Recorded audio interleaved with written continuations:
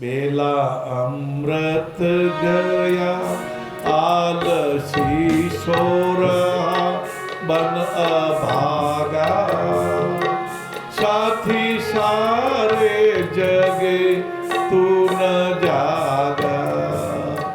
अरे हंस का जीव था, गंदला पानी पिया बन के कागा, साथी सारे जगे तू न जागा। अभी जगने का अवसर आ गया, अभी दान करने का अवसर आ गया। अभी रामचरितमानस सुबह स्वाध्याय कर रहा था, उसमें मुखिया की परिभाषा दी। मुखिया की परिभाषा क्या दी? मुखिया मुख सोचाइए, खान पान सुएक, पालक पोषत सकल अंग, तुलसी सहित विवेक। मुखिया को मुख जैसा होना चाहिए। मुख खाता तो अकेला है, पर केवल अपने पास नहीं रखता, पूरे शरीर को फैला देता है। पैर के अंगूठे के नाखून तक भी अपनी प्राणवायु को, भोजन तत्व को खून के द्वारा, रुधिर तंत्र के द्वारा, लहू के तंत्र के द्वारा पहुंचा देता है। ओ मुखिया जी, आप भी परिवार के मुखिया हैं, ये दिव्यांग भी अपने हैं, ये भी हमारे लाडले हैं। हाँ, ये बच्चे भी भगवान के बच्चे हैं और परम पिता की हम सब संतान। हमारा आज्ञा चक्र ये कहते विवेक और विनय। एक ऐसे व्यक्ति थे जिनमें विवेक नहीं था, विनय नहीं था। कभी राम जी का नाम तो लेते ही नहीं थे। उनके बेटे कहते थे राम जी बोलो पापा जी, बोले मरे को नहीं बोलो। कहीं कहता मरे को नहीं बोलो, तो यूं नहीं बोलता मरे राम जी को नहीं बोलो, भूल चूक भी राम जी निकल नहीं जाए, ऐसे कहते थे मरे को नहीं बोलो।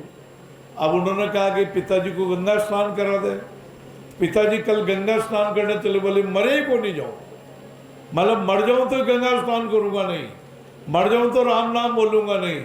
और एक दिन हाँ हाँ कितना बया करूं मैं इस दुनिया की अजब गति, चंदन आना और जाना है, फर्क नहीं है राई रती।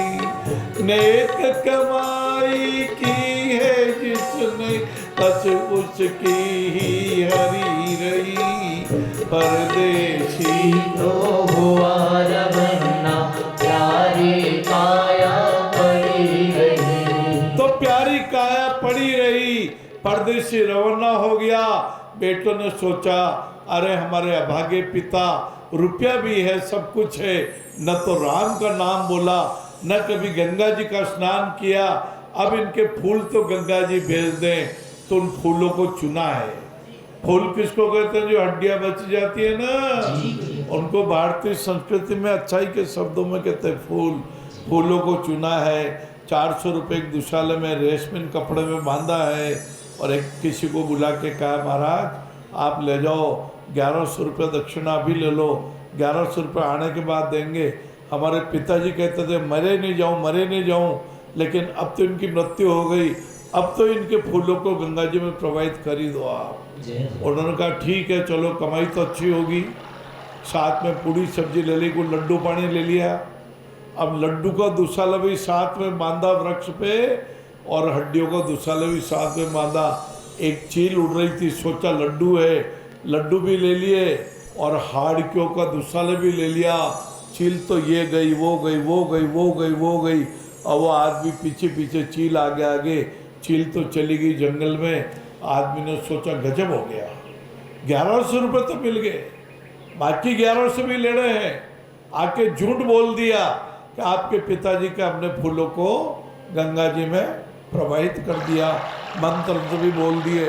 अब 4 दिन बाद सफाई कर्मचारी आई, वही दुशाला कांधे पर, उस पर नाम भी लिखा होता सीताराम सीताराम। बोले अरे दुशाला में तो हमारे पिताजी की हड्डियाँ थी। बोले हड्डियाँ तो थी, बहुत सारा मलमूत्र में पड़ी हुई थी, मैंने तो मलमूत्र में और फेंक दी उनको और दुशाला धो के काम में ले लिया। लड़कों ने अपना माथा पीट लिया, बोले हमारे पिता का मरे गंगा जी ने जाओ, मर गया तो ही नहीं गया, ऐसा काम मत कर जो।